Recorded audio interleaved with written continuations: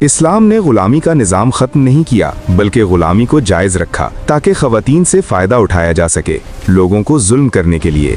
बाज़ लोग कहते हैं अगर इस्लाम वाकई इंसानियत का दीन होता तो ये बिल्कुल गुलामी पर पाबंदी लगा देता। ये इल्ज़ाम जज्बाती लग सकता है, लेकिन सवाल ये है, क्या ये दावा तारीख़ी तौर पर दुरुस्त है? इस्लाम से पहले गुलामों की हालत क्या थी? इस्लाम आने के बाद क्या तब्दीली आई? और आज के पस मंज़र में इस्लाम दर हकीकत क्या कहता है?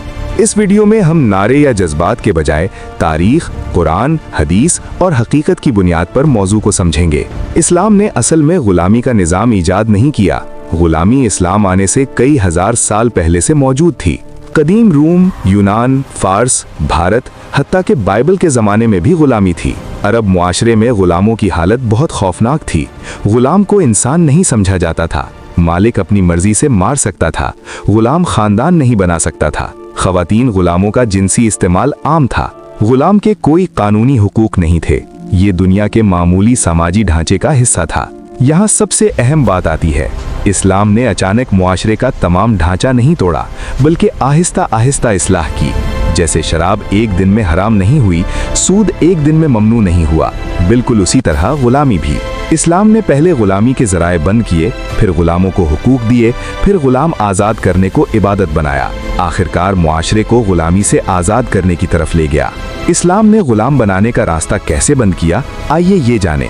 इस्लाम आने से पहले इंसान को गुलाम बनाने के लिए अगवा, कर्ज की वजह से, जुआ हारने, ताकत के जोर पर किया जाता था। इस्लाम ने ये सब बंद कर दिया। इस्लाम में गुलाम बनने का वाहिद रास्ता कानूनी जंग में कैदी बनना था। उस वक्त के बैनुल अक़वामी हालात में कैदियों के तबादले के अलावा कोई मुतबादिल नहीं था। कुरान फरमाता है, जंग के बाद उन्हें आज़ाद कर दो या कफ़ारा लेकर आज़ाद कर दो।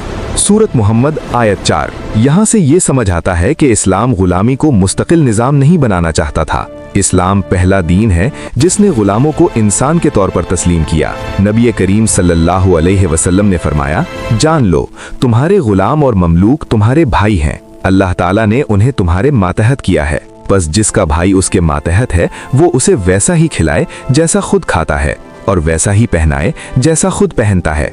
उन पर ऐसा काम न डालो जो उनके लिए ज्यादा मुश्किल हो। अगर उन्हें किसी मुश्किल काम पर डालना पड़े तो तुम भी उसमें उनके साथ मदद करो। सही बुखारी हदीस नंबर 30। ये 7वीं सदी की दुनिया में एक इनकलाब था। इस्लाम ने सिर्फ गुलाम आज़ाद करने की इजाज़त नहीं दी, बल्कि इसकी तरगीब भी थी। सूरत बलद आयत 13 में गुलाम आज़ाद करने की बात की गई है। बहुत से गुनाहों का कफ़ारा गुलाम आज़ाद करना लाजिम करार दिया गया है।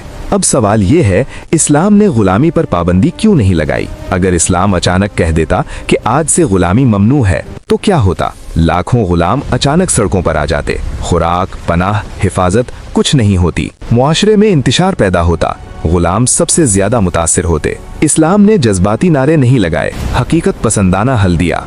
आहिस्ता आहिस्ता ऐसा मुआशरा बनाया जहां गुलाम रखना शर्मिंदगी की बात हो और गुलाम आज़ाद करना इज्जत का काम बन जाए। आज बैनुल अक़वामी सतह पर गुलामी खत्म हो चुकी है। इस्लाम इस फैसले के खिलाफ नहीं है, क्योंकि इस्लाम का मकसद कभी भी गुलामी कायम रखना नहीं था। मकसद इंसानियत की आज़ादी था। आज अगर कोई गुलामी दोबारा कायम करने की बात करे तो वो इस्लाम को नहीं समझा। इस्लाम का बुनियादी उसूल ये है कि इंसान पैदाइशी तौर पर आज़ाद है।